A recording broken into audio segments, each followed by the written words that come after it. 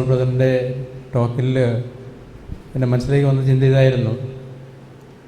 പലപ്പോഴും ഞാൻ തന്നെ കർത്താവിനോട് ചോദിക്കും, കർത്താവ് ഞാൻ എന്താ പ്രാർത്ഥിക്കുക?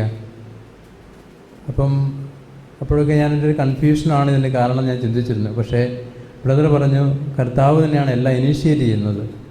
അപ്പോൾ ആ ഒരു ചിന്ത, എങ്ങനെ പ്രാർത്ഥിക്കാൻ എനിക്ക് അറിഞ്ഞുകൂടാ എന്നുള്ള ചിന്ത കർത്താവ് തന്നെ തന്നതാണ് എന്നുള്ളൊരു ബോധ്യം, ദൈവത്തിൻ്റെ ഒരു ഇനീഷ്യേറ്റീവിൽ ദൈവം തന്നതാണ്, നമ്മുടെ നിസ്സഹായതരാണ് എന്നുള്ളൊരു കാര്യം.